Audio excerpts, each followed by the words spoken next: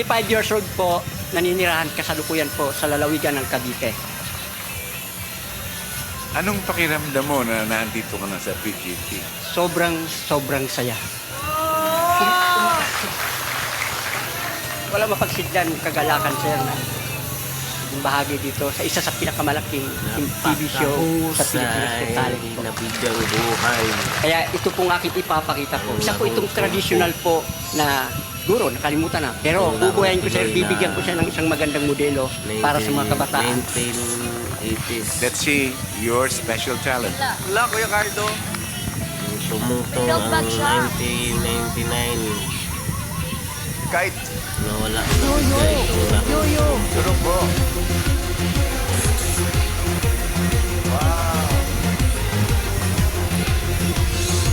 Napakahusay na... Nilalagay sa daliri, ha? Wow, ang galing na. Mahirap ba ito?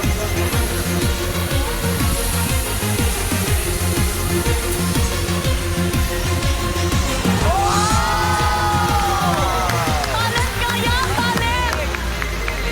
Wow!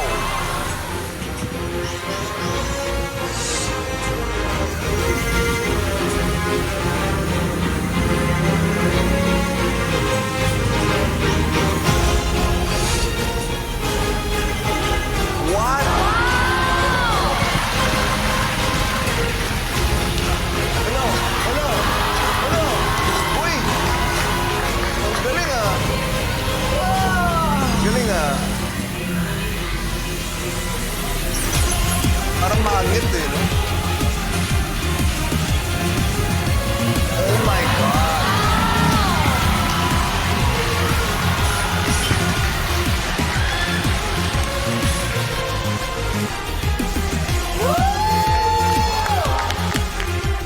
Oo, wait lang daw, meron pa.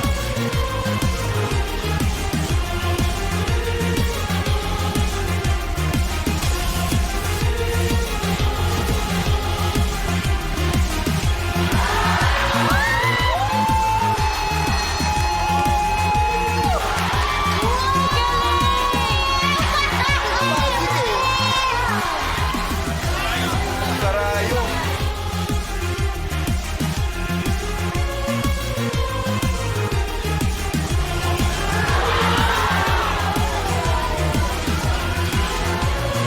Karayong, ha?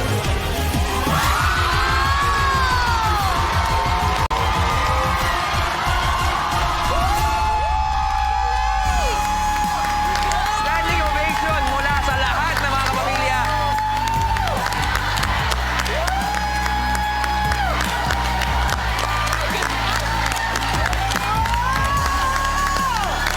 Iba!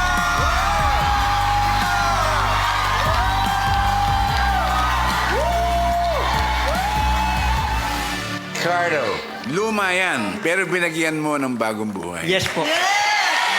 Ngayon lang ako nakakita ng dinediretso sa karayom. Ha? It really takes talent and talagang tiyaga. Ha? Maganda. Salamat po. Eugene? Naiiyak kasi ako if I see real talent in front of me. Naisip mo bang mangyayari itong pagkakataong ito sa buhay mo? Pangarap ko lang talaga makatungtong dito, ma'am. Nabigyan ako ng isa pang pagkakataon dito na may bahagi ko ito. Yung sinabi niyo, ma'am, bonus ko na lang yun. Kailan mo na-discover ang iyong talento sa pagmaniobra ng turumpo? Bata pa po ko. Isa po ito sa naging libangan ko lang kasi broken family po ko. Wala po kami magulang naggabay maliban sa isang nanay lang. Ito naging daan ko pag malungkot. Kaya hindi ko alam na talento, ma'am, eh. Mabigyan lang uli kasi minsan makakita ko ng mga bata. Parang bumabalik sa pagkabata, ma'am. Nakita ko ang pusong bata sa iyo. Salamat po. Maraming salamat. Don't lose it. Ang